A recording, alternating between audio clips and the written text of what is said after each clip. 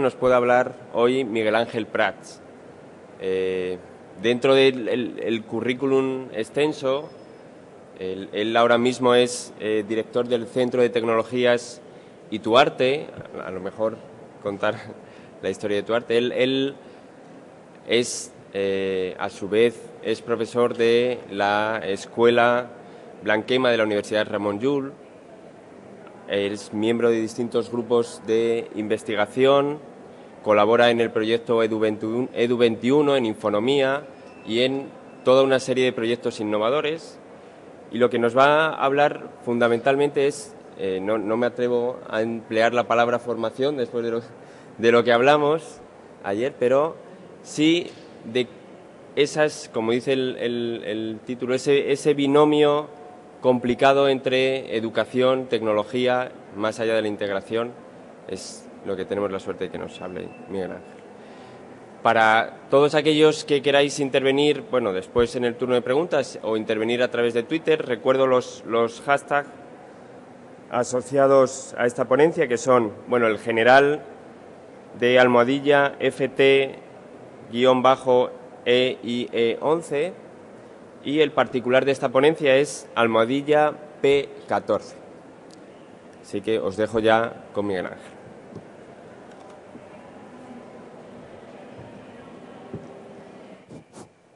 Sí, ¿se me oye? Bien. Bueno, a mí, si me lo permitís, bajaré porque me pone muy nervioso la tarima y prefiero antes pues acercarme a vosotros y, por lo tanto, comunicaros con un poco más de proximidad. Séneca tiene una cita que dice «Num quan iris gratus, nisi stati mes», que significa «nunca serás agradecido si no lo haces desde el principio». Y sí que no quería empezar pues la ponencia sin agradecer, en este caso, pues a Edu Carrel la posibilidad de estar con vosotros y compartir algunas de las experiencias que llevamos a cabo en el Centro de Tecnologías Ituarte de la Fundación Juan XXIII y en el grupo de investigación de CITIC de Blanquerna de la Universidad Ramon Llull acerca de las tendencias educativas con el uso de la tecnología en el aula. Bien. Yo, en primer lugar, sí que antes de entrar en materia, porque son muchos los aspectos que os tengo que explicar y que después también me gustaría abrir un pequeño entorno de debate para que podamos compartir también algunas de vuestras experiencias, sí que me gustaría empezar dando algunas previas porque me parece, al menos lo estoy notando a lo largo de todas estas jornadas, que estamos poniendo el acento mucho en el ámbito tecnológico y me preocupa mucho, me preocupa excesivamente porque en el fondo, fijaos, yo os había preparado la primera, la tecnología ha venido para quedarse. La tecnología ha venido para quedarse. Y esto significa, entre otras muchas cosas, que ahora es el tema de Internet. Ahora el gran tema que tenemos delante es el tema de Internet. Las redes. Existe otro tipo de tecnología que aún no se ha pronunciado con mucha fuerza, que es como la realidad virtual. Y existirá otra tecnología que es la inteligencia artificial, que tampoco se ha pronunciado con la fuerza que tiene, en este caso, la inteligencia artificial. El día que se junten, que se unan la inteligencia artificial, la realidad virtual y las redes, os aseguro que vamos a tener un serio problema educativo. Porque, claro, se pondrán un casco y nos dirán, me voy al Louvre, ya vengo. Y tendremos que replantearnos con urgencia, nos tenemos que replantear cuál es nuestro propio rol educativo. Yo creo que lo que tenemos delante es esto. Fijaos, os he puesto una viñeta que a mí, en cierta manera, me hace mucha gracia, que son diferentes personalidades, incluso que tienen un cargo de responsabilidad muy elevado en las organizaciones, que hablan respecto sobre el uso tecnológico. Fijaos, ¿no? Alguien como podría decir, no, esto será una moda pasajera y no va a ser importante. Y te dicen, mira, el Reino Unido, en 1872, dice, el Reino Unido no necesita teléfonos, tenemos mensajeros de sobra. ¿Podéis levantar, por favor, la mano aquí aquellos que no tengáis móvil, por favor? ¿Podéis levantar la mano quien no tenga móvil? 1, Uno de una sala que podríamos poner, podría ser un 99% que tienen móvil y un 1% que quizás no. Tampoco quiero preguntar la cuestión, pero en cualquier caso, si hace unos años probablemente alguien os explicara que llevaríais en vuestro bolso, en vuestra chaqueta, un aparato que es capaz de hacer videoconferencia, escuchar la radio y hacer llamadas y hacer fotos, etcétera, no os lo hubierais creído.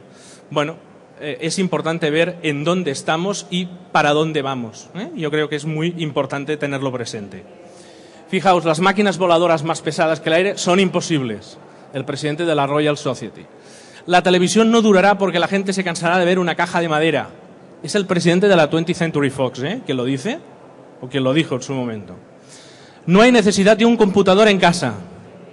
La Navidad próxima el iPod estará muerto. Nada bueno ha salido de la Internet. Y así podríamos hacer una lista inmensa de algunas visiones respecto a la tecnología. Fijaos, de lo que estamos hablando es de otra cosa. El futuro pertenece a aquellos que ven las ventajas de algo antes de que sean evidentes para el resto. Y yo creo que es importante tener en cuenta cuál es el rol que nos toca jugar en estos momentos. No me cansaré de decirlo, pero en estos momentos la tecnología está dejando en evidencia algunas prácticas docentes. Las está dejando en evidencia. Y dejaos que os ponga un ejemplo. Uno que es totalmente paradigmático, a mi modo de ver. Es el rincón del vago. Y por favor, no nos enfademos todos los que somos aquí presentes. Yo soy maestro y por lo tanto, en el fondo, pues también es una autocrítica, ¿no? La gran pregunta es, ¿quién es más vago?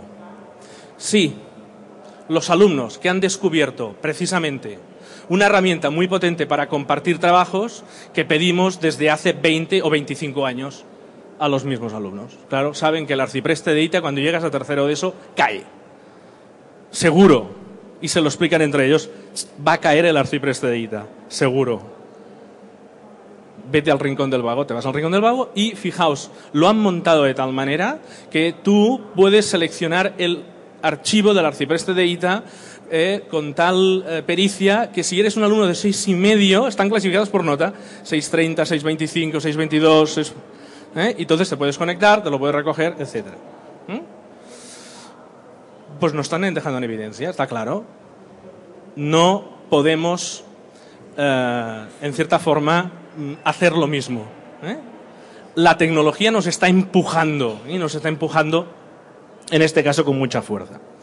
Bueno, en segundo lugar, mira, yo creo que es importante que tengamos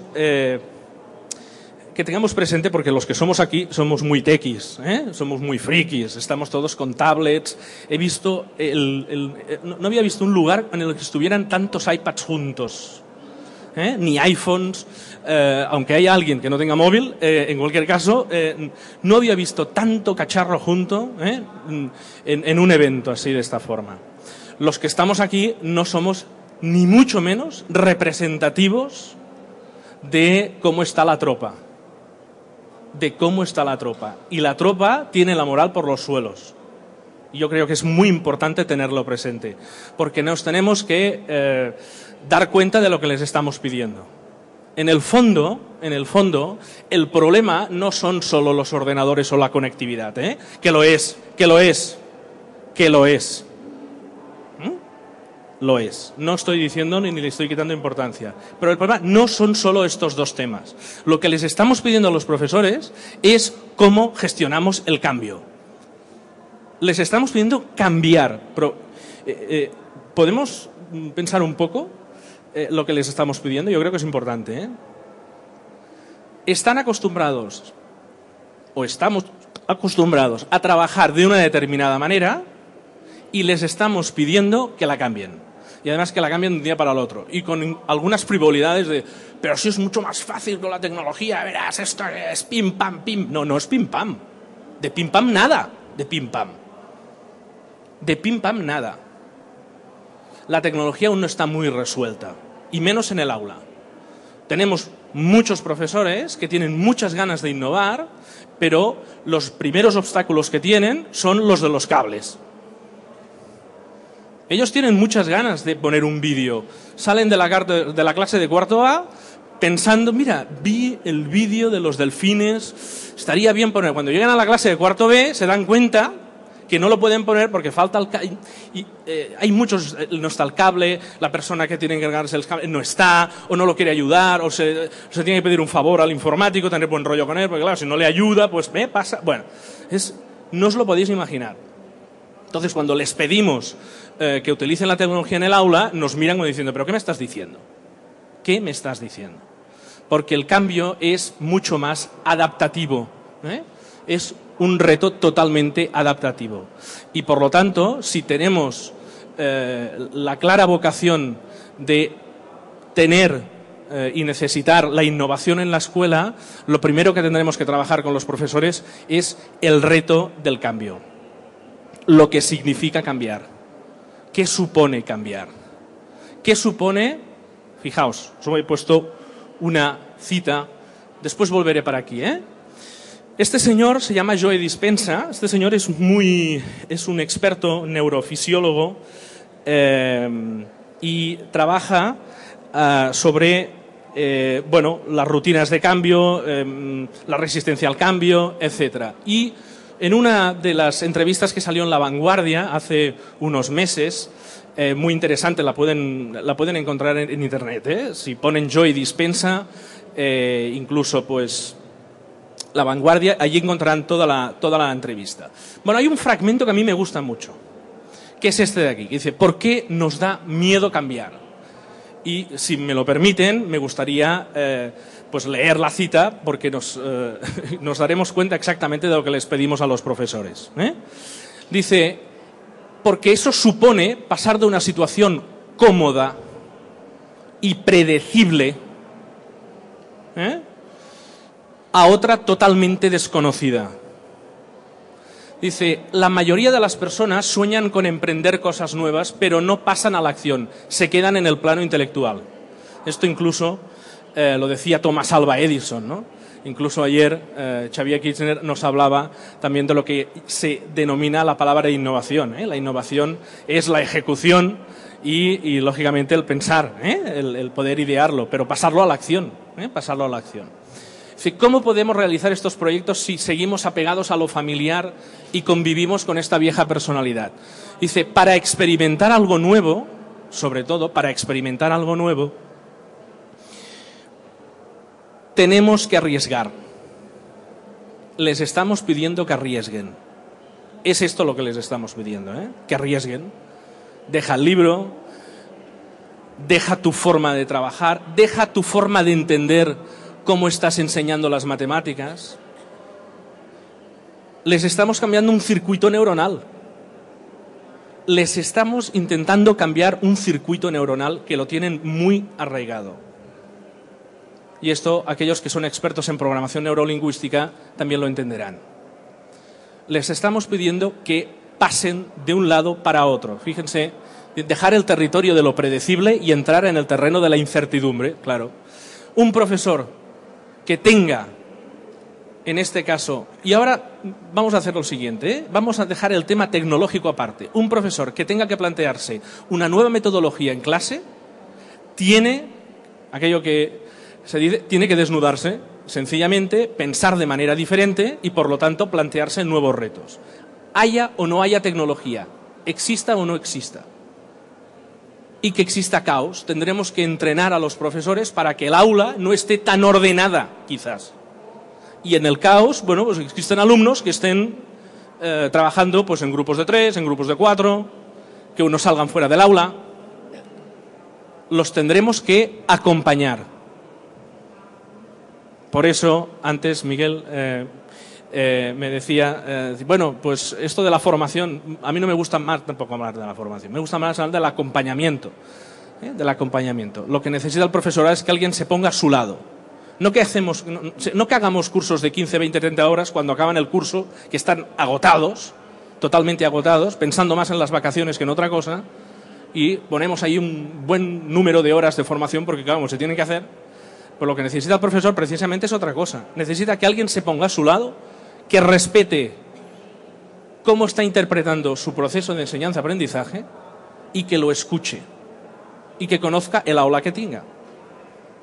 Después os explicaré un poco más detenidamente en qué se basa este trabajo. Bien, fijaos, en el fondo, estos son todas las diferentes respuestas de las 500 razones para no cambiar. No se puede, es imposible, siempre se ha hecho de la misma manera. Fijaos, cuando hablas con alguien, bueno, esto va, ¿por qué no lo cambiamos? ¿No? Si funciona, cámbialo. Hay un libro de Frank Ponti que se llama así, muy interesante. Si funciona, cámbialo. Bueno, pues tendremos que entrenar a los profesores para que estén en cambio constante. Porque este es el problema. Fijaos, ¿no? El tema de la web 2.0. El tema de la web 2.0, como lema incluso de Educarred, es una actitud. Es cierto, es una actitud totalmente, ¿no? Dice, no es tanto un cambio tecnológico, que también, sino un cambio conceptual. Es todo una actitud. El hecho de compartir es una actitud. Dejadme que os explique cómo tenemos también la moral de la tropa. Está por los suelos. Tenemos profesores, maestros, que no comparten, entre otras cosas, porque se piensan que aquello que están haciendo no lo podrán utilizar sus otros compañeros. Porque no vale la pena. Lo que yo hago, quizás... No comparten por eso, porque tienen una baja autoestima, Por lo tanto, si queremos innovar en la escuela, hemos de pensar en un curso de gestión de las emociones para los profesores. Que está muy bien que lo pensemos para los niños, pero pensémoslo para los profesores, sobre todo. Es muy importante. Porque tienen la autoestima a cero. Muy baja. Muy baja. Bien, vamos más adelante. Fijaos, he querido poner la cita porque, claro, últimamente escucho muchas cosas respecto a la innovación, y hay cosas que no son innovar, son mejorar, pero bueno, es igual, no es lo mismo, no es lo mismo. Fijaos, ¿qué quiere decir innovar? ¿Qué quiere decir innovar? Nos vamos al latín y vamos a ver exactamente de dónde procede la raíz. Es muy parecida incluso al significado de educación, que es sacar lo mejor de algo y de alguien. En este caso sería sacar lo mejor de alguien. Bueno, novus viene de novedad, in de interior, por lo tanto, innovar será, primero de todo, detectar el talento que tenemos en la escuela.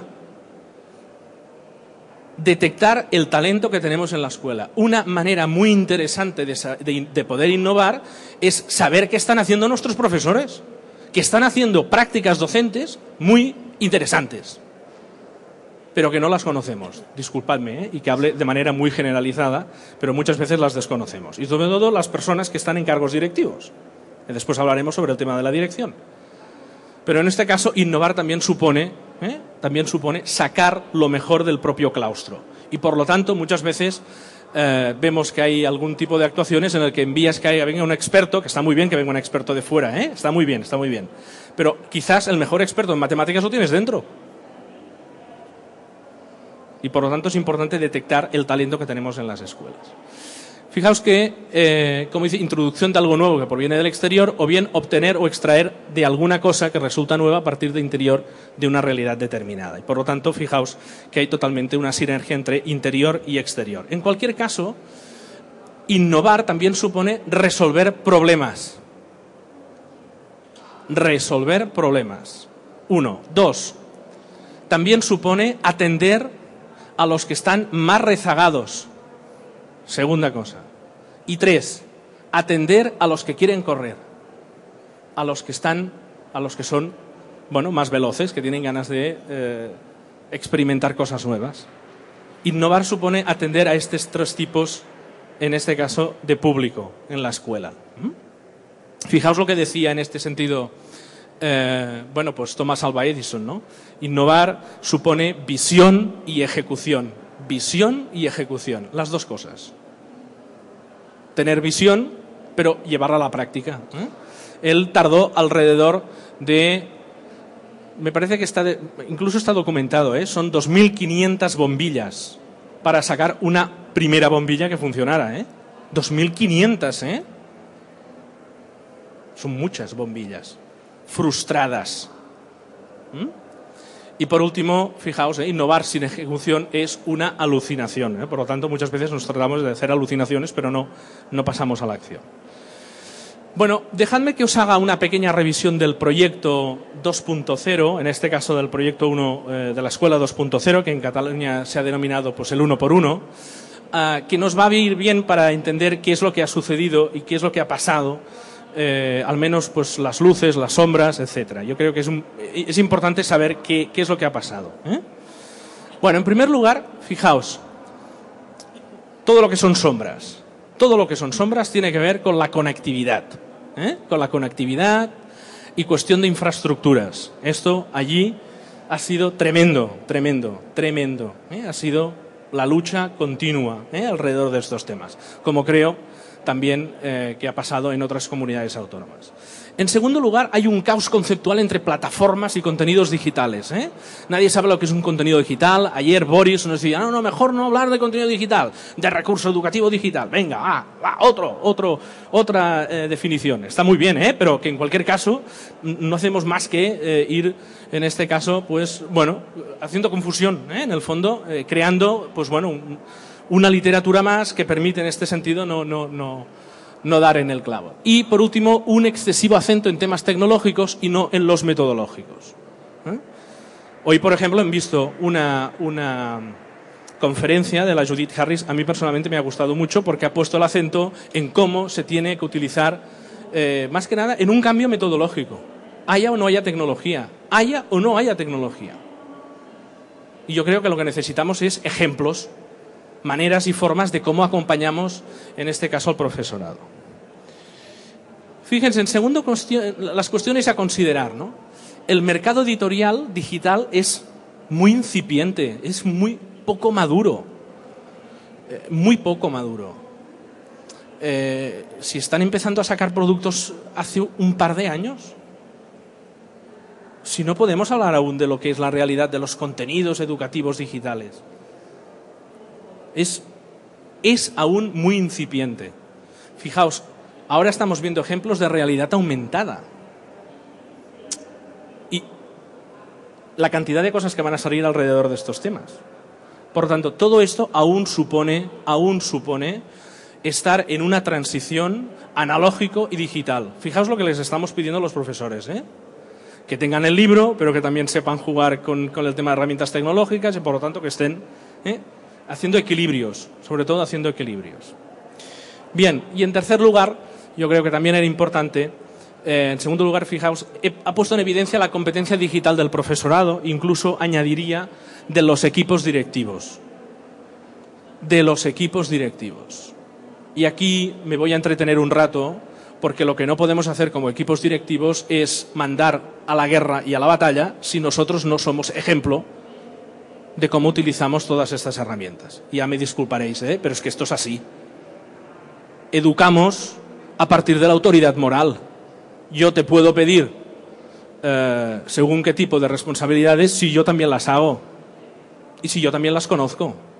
Por lo tanto, no se trata de enviar a unos expertos que hagan formaciones de ti, que eso está muy bien en algunos casos, sino que los propios directores, jefes de estudio, etcétera, son y se vean capaces también de ayudar a sus compañeros en este tipo de tareas. Y no solo en eso, sino también en planificación didáctica, etcétera. Y por último, las cosas que también nos hemos encontrado, que ha facilitado el 1 por 1, hemos visto escuelas que en el tema tecnológico se han tirado a la piscina. Esto, bueno, alguien lo considera que está muy bien, ¿no? Yo considero que es un suicidio incluso, es decir, sin plantearse antes lo que se llama un plan estratégico TIC de centro. Claro, hombre, necesitamos una hoja de ruta, no podemos tirar las naves, necesitamos una hoja de ruta, un plan estratégico. Es decir, saber cómo estamos para decidir para dónde vamos. Pero primero tienes que hacer un diagnóstico inicial de cómo está la situación. Cómo tienes al profesorado, cómo tienes las infraestructuras, etcétera, etcétera, etcétera, etcétera, etcétera. En tercer lugar, el proyecto Educat, Luces, bueno, pues ha acelerado la actualización tecnológica en los centros. Ha ido muy bien, sí. Los ha puesto al día. Había algunos que estaban en pleno siglo XIX, incluso. los ha puesto al día. Es verdad, los ha puesto al día. En segundo lugar, ha promovido una revitalización de la actividad didáctica en el aula. Nosotros hemos contado con una experiencia en el Centro de Estudios Juan 23 muy interesante, en el que los alumnos les hemos dado un protagonismo muy especial. Eran los expertos TIC. Teníamos expertos TIC que se encargaban de realizar todas aquellas tareas más tecnológicas en el aula. Tienen un cargo, incluso cuando enviaban correos, son alumnos de tercero y de cuarto de ESO. Cuando firmaban el correo ponían su nombre y debajo ponían experto TIC. ¿Qué hacíamos? Pues muy simple. Los hacíamos salir de clase cuando se estaba haciendo mates. A ver, por favor, los expertos TIC pueden salir, que tienen una formación solo para ellos. El resto, alucinado. Les hacíamos la formación, se hacía oficial y eran los encargados, y no os lo podéis imaginar cómo ha funcionado, eran los encargados de que cuando el profesor llegara estuviera todo preparado. Y que además todo estuviera funcionando. Todo estuviera... Alguno podría decir, hombre, qué fácil. Pues sí, ellos eran los primeros. Tienen mucha pericia tecnológica. Si alguna cosa les podemos pedir a los alumnos es que te expliquen exactamente la wifi, cómo funciona, cómo está, cómo se conecta, el cable rojo con el verde, con el azul. Si lo saben hacer, muy bien. La otra cosa es que tienen problemas de utilizar el ordenador para trabajar, que esto es otra cosa. Pero en estos temas son los mejores cómplices que tenemos. ¿Qué ha sucedido? Que el profesorado, bueno, pues ha tenido que ver que a lo mejor aquel alumno de lengua, que no es muy bueno en la clase de lengua, cuando le está explicando al mismo profesor cómo funcionan los cables, cambia totalmente la relación. Y por lo tanto, fijaos, hemos visto que hay verdaderas joyas alrededor de lo que hemos experimentado con el 1 por 1. Y por último, ha promovido sobre todo también el trabajo en equipo y el soporte de aquellos que, pues bueno, en este caso saben, son profesores que saben. Bien, voy a ir rápido porque quisiera compartir con ustedes pues algunas de las cosas. Oportunidades y amenazas. Bueno, en principio, las TIC son una gran palanca de cambio, no son el cambio, son una palanca, son un pretexto, son la excusa para poder promover cambio. Son una excusa, pero no son por sí solos el cambio. No por poner pizarras o por poner máquinas estaremos... No, son el pretexto, son la excusa, son la palanca. Ayudan a transformar, en este caso, la educación, actualización y modernización de la escuela y del aula, sobre todo, mejora de la competencia digital del profesorado y del equipo directivo, renovación metodológica y en algunos casos, no en todos, tendríamos que empezar a hacer estudios de la mejora de los aprendizajes. Pero claro, si hacemos la mejora de los aprendizajes, también tendremos que empezar a evaluar de manera diferente. Lo que no podemos hacer es enseñar de forma metodológica nueva, gestión por proyectos, y hacerles una hoja de examen de los ríos de España. No. Esto no está bien, no funciona. Si les enseñamos a buscar, la evaluación tiene que ver con lo que nosotros enseñamos. O una cosa o la otra. Lo que no podemos hacer es... Y aquí hay una crisis muy importante que tendremos que superar todos los que estamos aquí presentes, que es lo que tendremos que pedirle a los profesores. Tendremos que empezar a podar el currículum, porque la mochila está muy llena. Bueno, tendremos que renunciar. Hay una importante renuncia. Amenazas. Bueno, es necesario tener un proyecto claro en la escuela, una hoja de ruta. Nosotros creemos que esto es muy importante. Una escuela que quiere introducir el cambio, primero tiene que tener una hoja de ruta. Cómo está el profesorado, cómo está la escuela, cómo está el centro, cómo está el equipo directivo y familias, que después hablaré de ellas, que es otro de los agentes. En segundo lugar, como os decía, dar soporte e incentivar al profesorado y al equipo directivo y fomentar los procesos de innovación con acompañamiento formativo, acompañamiento. Nosotros el acompañamiento lo entendemos como que incluso nos ponemos en el aula con ellos, porque te lo piden finalmente. Te lo piden. Oye, ¿puedes venir en el aula y puedes ver exactamente cómo puedo enriquecer digitalmente mi unidad didáctica? Y les dices, bueno, mira, es que tu grupo está funcionando de esta manera, mejor será que utilices este recurso, pero utiliza este recurso a ver qué te parece. Y empiezan con cosas muy, muy, muy pequeñas, muy pequeñas. Bien, la situación actual, bueno, de Educat 1x1 al Educat 2.0, ahora, en este caso en Cataluña, estamos más centrados no tanto en la utilización de los ordenadores por alumno, sino más en el uso de las pizarras digitales y, por lo tanto, aún estamos en este proceso, que ha sido un proceso, en este caso también, muy disruptivo uno del otro.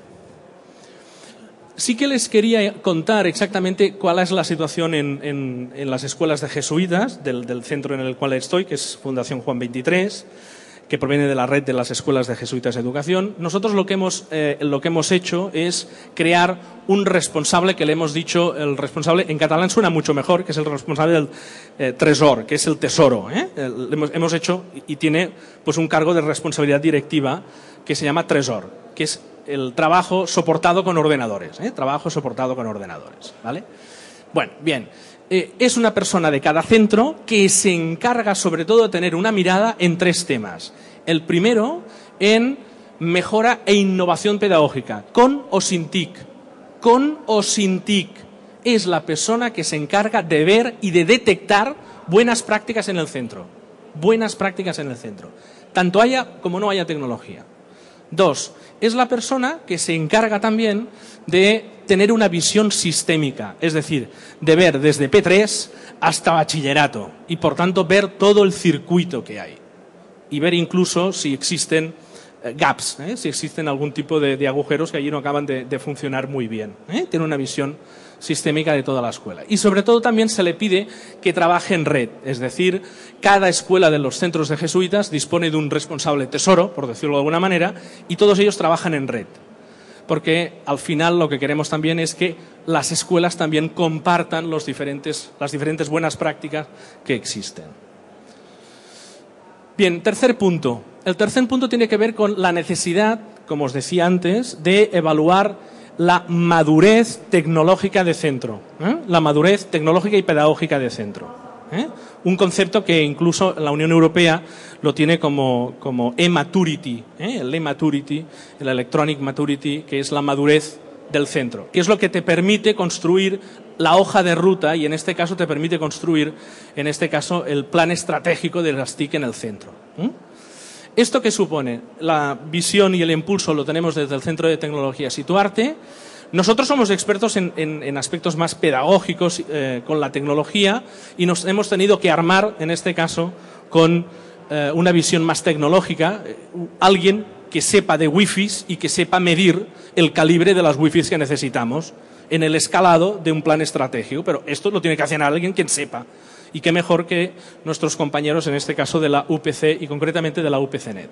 Y por último, como hemos estado utilizando instrumentos diagnósticos, la facultad y la universidad donde yo provengo, en este caso mi grupo de investigación de Blanquerna, es la que se ha encargado de validar los instrumentos que ponemos en marcha cuando hacemos este plan diagnóstico de centro, que supone mirar la dotación tecnológica del centro. 2. Supone mirar las competencias TIC y TAC de los diferentes agentes que tiene el centro. 3.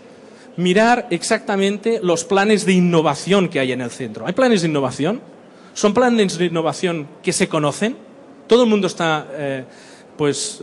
conoce estos planes de innovación? Y por último, ¿qué facilitadores y dificultadores?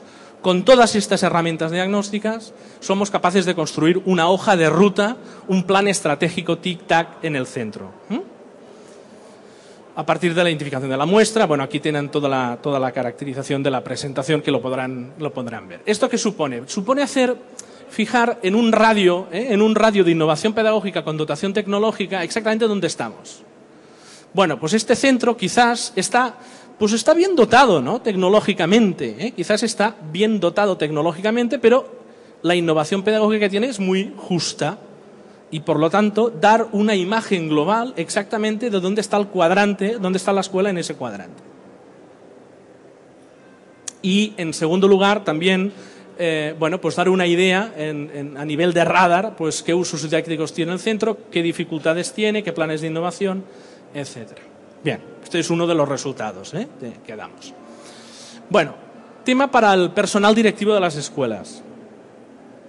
Nosotros nos hemos encontrado, como os decía antes, en que tenemos equipos directivos que no están al día. Y para empezar, primero, tienen que estar al día. Esta es una de mis viñetas favoritas de Kino, que la tengo en el despacho. La tengo en el despacho porque es genial. Es una tormenta, están en el mar con una tormenta espantosa, en una barca, ¿no? Y hay uno remando con todos los directivos. Y dice, ¿cómo que no rema más? Me extraña, Fernández, ¿estamos o no estamos todos en la misma barca? Y hay uno que rema solo. Hay uno que rema solo. O reman todos o esto se hunde. O esto se hunde. ¿Qué supone trabajar, en este caso, con los equipos directivos? En primer lugar, que tengan competencia digital para su productividad personal y de grupo. Y, en segundo lugar, trabajar también a nivel de Web 2.0. Pero, en segundo lugar, que conozcan exactamente las experiencias que hacen en el centro. Porque muchos de los directivos no acaban sabiendo exactamente qué es lo que sucede en las aulas. Por lo tanto, tienen que conocerlo. Y esto lo que pide, sobre todo, es lo que denominamos liderazgo y gobierno. Es saber qué es lo que está sucediendo en las aulas. Para el profesorado. Bueno, antes tenemos las viñetas estas. Soy tutor de quinto y no sabía qué hacer con los nuevos ordenadores hasta que di con la solución. Los usamos como atriles para los libros de texto. Del programa Escuela 2.0. Bien, en segundo lugar, hoy todo es innovar, como tienes una pizarra interactiva y tienes, pues todo es innovar, ¿no? Con el dedo interactivo, la suma también es interactiva, todo, claro, todo es innovación. Y aquí en esta tercera viñeta hay un error de innovación. Bueno, hay dos errores de innovación. Uno provocado. El primero, como os he dicho antes, pensarse que gracias a que hay pizarras y proyectores, pues esto es fantástico, y estamos innovando. Y no, podemos ser clásicos y tradicionales al máximo con la propia pizarra digital. Y en segundo lugar, dice, es un innovador, utiliza el PowerPoint para explicar los Reyes Godos. Y aquí es donde tenemos la crisis. Porque alguien pensará, bueno, pero Miquel, los Reyes Godos no se explican. Bueno, vale. Pero se están explicando cosas que no tienen ningún tipo de funcionalidad directa en el aula. Y aquí tendremos que empezar a renunciar exactamente a qué contenidos. Y aquí es donde vamos a tener... El gran tema lo tenemos aquí. El gran tema lo tenemos aquí porque la mochila está muy llena. No podemos más. O sea, o competencias, o procedimientos, o contenidos. Por tanto, o los podamos... Y a lo mejor, bueno, lo que hacen las abuelas, ¿no? Pero no te sabes dónde están los ríos de España, porque haces en la escuela. Porque claro, cuando vamos a una entrevista de trabajo, lo que nos preguntan son los ríos de España.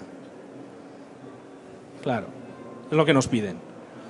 Nos piden trabajo en equipo, nos piden flexibilidad, nos piden no resistencia al cambio, etcétera. Nos piden cosas que nada tienen que ver, incluso, con algunos tipos de contenidos. No estoy diciendo que nos expliquen los contenidos, Estoy siendo provocador.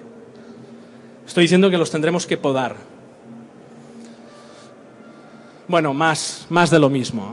Jóvenes, abran el libro La Historia, página 153. Uno por uno, jóvenes, abran su archivo PDF en la página 153. Bueno, exactamente lo mismo. Bien, ¿qué supone esto? Supone trabajar, sobre todo, con los profesores, no solo a nivel digital, no solo a nivel de competencias, sino también a nivel de metodologías. Los profesores tienen que vivir ellos prácticas metodológicas para que las puedan vivir, para que las puedan poner en práctica. Se les tiene que hacer seminarios de ABP. No explicarles qué es lo que es el ABP, sino que ellos vivan una experiencia de aprendizaje basado en problemas para que ellos lo puedan aplicar. Si no, no lo pueden transferir, lo tienen que vivir. En segundo lugar, bueno, acompañarles emocionalmente, sobre todo, que pierdan el miedo, pequeños cambios, nuevas prácticas, contar con la colaboración del alumnado y que acepten cierto caos. Que acepten cierto caos. ¿Recomendaciones para el centro? Bueno, uno muy importante, que no quisiera dejar en el tintero y que me preocupa, porque si tenemos a los profesores, en este caso muy confusos, quien está aún más son las familias. Porque se han encontrado que ya no lideraban este tema tecnológico en casa y ahora se han encontrado con todo el alud de redes sociales, portátiles, televisiones, etcétera, etcétera, etcétera. Y por lo tanto tendremos también la responsabilidad de acompañarlos en el uso en este caso saludable, de las TIC. A mí me hace gracia, porque esto a los padres yo se los explico. Dicen, bueno, oiga, la escuela lo que es de la escuela, ¿eh? Es la máxima, ¿eh? La escuela lo que es de la escuela, ¿no? Fíjense en la viñeta, ¿no? Qué vergüenza dar programas así sabiendo que hay niños. ¿Es que nadie va a poner orden? Bueno, el primer orden lo tiene que poner la familia, ¿eh? La escuela hace lo que puede ya. El primer orden hace, ¿eh? Bien. 2. Los padres, yo solo sé que no me queda tiempo. La administración, yo solo sé que no me queda presupuesto. Es muy pertinente, ¿eh? la diapositiva. 3. Yo solo sé que no me queda paciencia, los profesores. Y en este canto, yo solo, en este caso, el niño, porque acaban siendo las tecnologías, bueno, pues en este caso las que se encargan de acompañar precisamente a los niños, ¿no? Bien, y para finalizar, esta viñeta que les pasaré a continuación es mi preferida. Son 2 niños que se encuentran después de Reyes, porque de hecho es la mejor orientación tecnológica que tenemos, ¿eh? Y uno le pregunta al otro, oye, ¿a ti qué te han traído? Dice, pues a mí me han traído un ordenador, una impresora, 35 juegos de la Game Boy, el equipo completo, el traje del Madrid, bueno, claro, Forges, eso de Madrid, bueno, no entraremos en eso. Entonces, la colección de vídeos de Disney, ¿y a ti qué te han traído? Y dicen, mi papá y mi mamá me han dado besos. La mejor orientación tecnológica que tenemos son los besos, los abrazos, y que podamos dedicarles tiempo, en este caso, a los niños. Muchas gracias.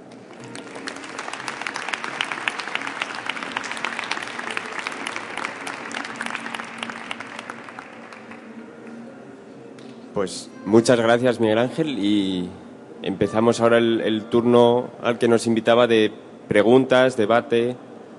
Bien.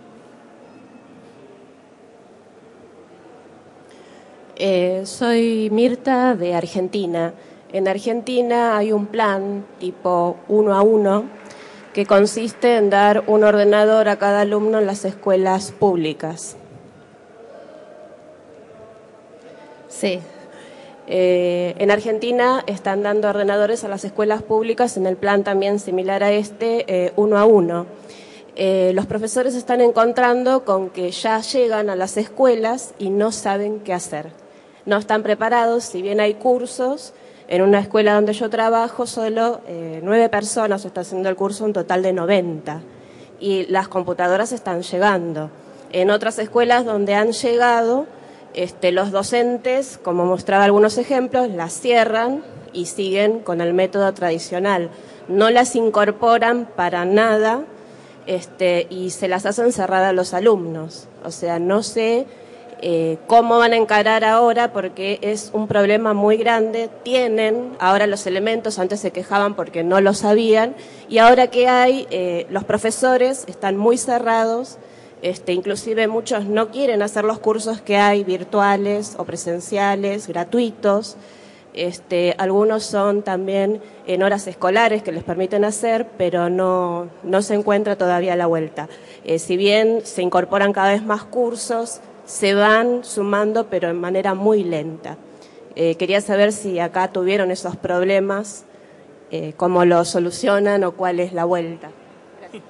Bueno, ¿cómo se solucionan? Te diría que los han tirado a la piscina y allí están, ¿eh? Algunos, bueno, pues se han podido salvar, otros quizás no, ¿eh? No quiere decir que no quieren saber nada más con el tema tecnológico, ¿eh? En cualquier caso, yo creo que lo que está suponiendo todo esto, como os decía, es un cambio adaptativo muy importante. Es cómo nos enfrentamos a la resistencia al cambio, a la gestión del cambio, en el fondo. Y sobre todo el aspecto emocional, es muy importante. Perder el miedo y por lo tanto que utilicen el ordenador yo diría que incluso no tanto el ordenador, sino cómo son capaces de provocar el cambio dentro de la propia aula, ¿no? La organización del aula. Y después mirar si la tecnología entra o no. Pero, en primer lugar, tal y como me lo estás planteando, diría, mira, yo diría como a los niños, ¿no? Ahora no les enseñemos el ordenador, vamos a trabajar con ellos, pero de otra manera diferente, sin ordenadores, y veremos si incluso se puede, los pueden convencer, ¿no? Nosotros nos hemos encontrado con que en algunas escuelas, aquellas personas que son las mejores los mejores los mejores coaches, los acompañantes de sus compañeros, son aquellos precisamente que no son los que dominan mucho tecnología, No, estos no, Estos mejor apartarlos porque pueden provocar incluso un efecto contrario. Son los que son más sensatos pedagógicamente y utilizan cosas muy concretas y muy efectivas que resuelven problemas con tecnología. Y estos son los que tienen más relación empática. Es decir, tenemos que detectar en el claustro cuáles son aquellas personas que tienen una ascendencia respecto a sus compañeros. Y por lo tanto, son capaces de crear, de acompañar y por lo tanto de ser nodos de cambio. Porque si ponemos al gran tecnólogo nos va a frustrar. Sí, porque me he puesto el 5.2 y ya está. No, al contrario, son aquellos que son más empáticos y no precisamente son los más jóvenes.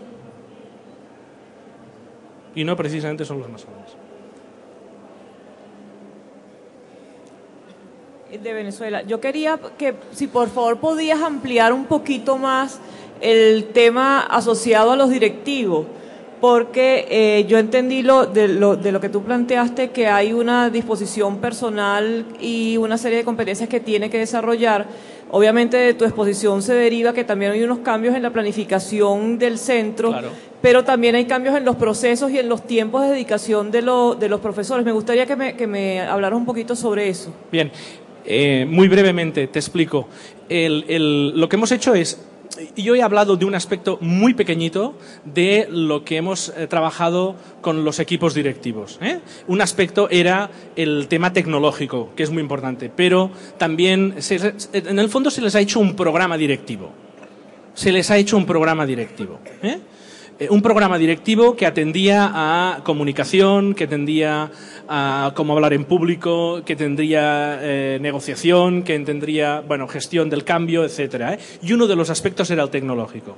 Pero entra a formar parte de un programa mucho más extenso que tiene en cuenta las nuevas competencias que tiene que tener en este caso el directivo de una escuela del siglo XXI, que incluso muy centradas también en el ámbito pedagógico, ¿no? Nosotros, al menos en Jesuitas de Educación, diferenciamos la parte más gerencial y de gestión respecto a la del liderazgo pedagógico, y por lo tanto son dos perfiles muy diferentes y por lo tanto preparar tanto a un perfil como a otro perfil, en este sentido. Me dicen, mientras le pasan el micro de la organización, que es muy importante que aquellas personas que aún no han devuelto el micro, los aparatos de traducción simultánea, lo pueden hacer porque hay unos DNIs que están ahí perdidos, que están llorando y que es necesario que los devuelvan. Yo solo quería preguntar a los asistentes de aquí quiénes son de dirección y quiénes no. Es decir, si eres de dirección, por favor, alza la mano. Sí, levantar la mano los directivos del... Más de lo que suponía. Sí. Porque eso es parte del problema también. En principio sí. No podemos pedirles a los profesores que emprendan según qué tipo de cambios si los propios directivos no somos ejemplos de cambio. Y el mejor ejemplo de cambio es que el directivo se ponga delante de los profesores para ver que el primero es él. Y si el primero es él, los profesores ven que no hay más remedio. No hay más remedio en este caso. Funciona esto, sí. No, una pregunta. Me gustaría que ampliaras un poco el tema del acompañamiento de los profesores. Creo que es fundamental. Sí. Simplemente también lleva consigo problemas organizativos en el centro, porque se necesitan tiempos, se necesitan espacios, y generalmente quienes trabajamos en la docencia sabemos que ni tiempos ni espacios.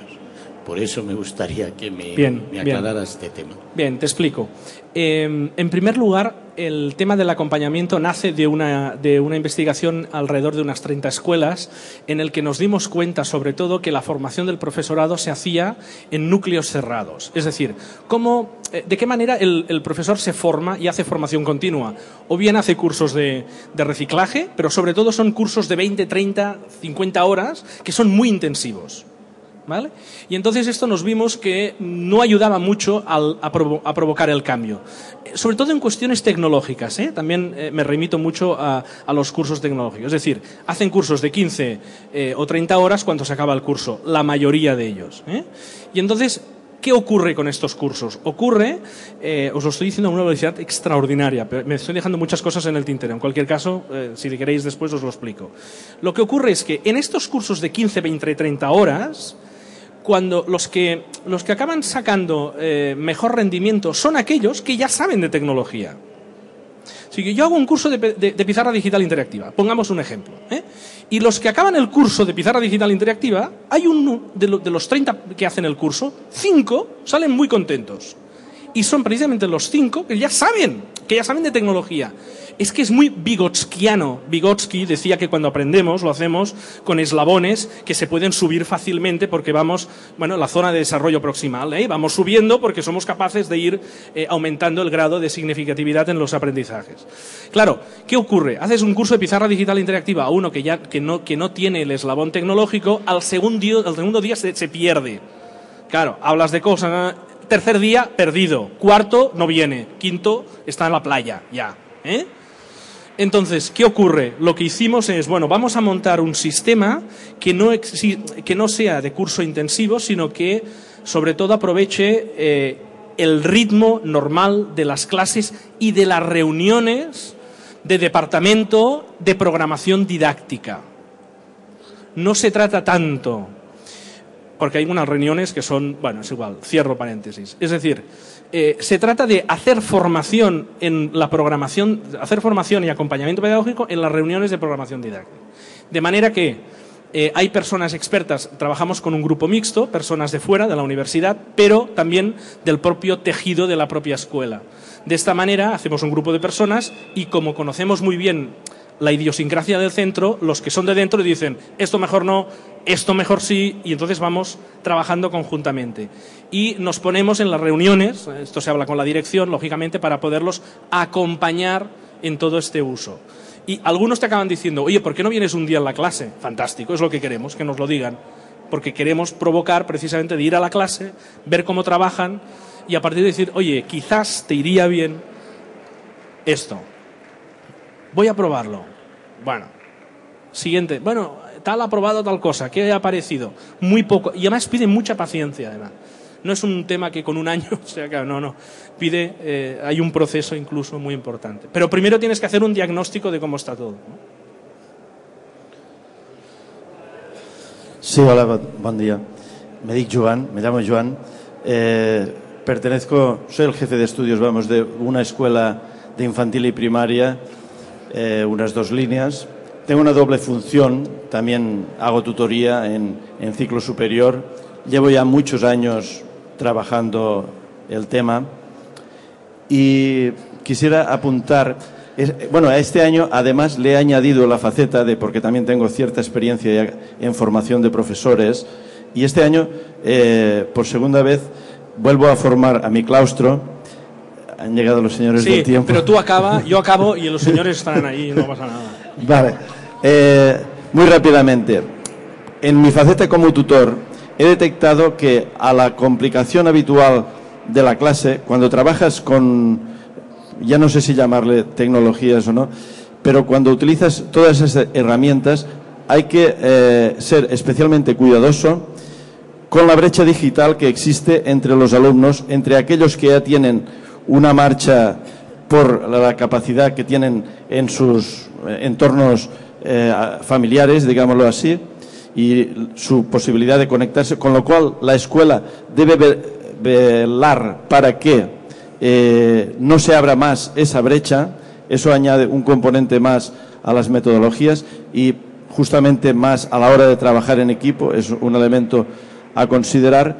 Y en lo que respecta para no alargarme más, en lo que respecta a la formación con mis compañeros, yo he titulado la intervención de este curso como Escuela 2.0 y trabajo competencial. Pero lo que en realidad voy a tratar es de detectar lo que estabas comentando hace un momento, es decir, todas las buenas prácticas y, si es posible, vamos a enriquecerlas ayudándonos de algunas de estas herramientas 2.0 o las que sean que hay por ahí, pero sobre todo conocer los aspectos metodológicos que para mí son la clave. Gracias. Sí, efectivamente, respecto a lo que comentabas de los alumnos, es importante también detectar aquellos que tienen mucha más facilidad o no. En cualquier caso, y con esto ya acabo, porque hacéis mucho respeto con las gafas estas, y ya acabo, hay una cosa que sí que me gustaría deciros, que es la siguiente.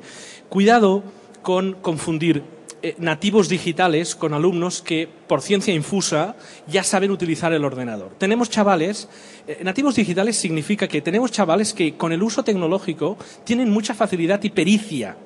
Es decir, saben programarte el vídeo, saben buscarte el wifi y saben ponértelo en catalán, en castellano y en vasco, el móvil, ¿de acuerdo? Y tienen pericia, pero no saben trabajar con el ordenador, no saben estudiar, no tienen criterio a la hora de seleccionar y organizar la información. Yo creo que esto es muy importante porque nos pensamos que ya la saben y no es verdad. Bueno, escuchad, muchas gracias.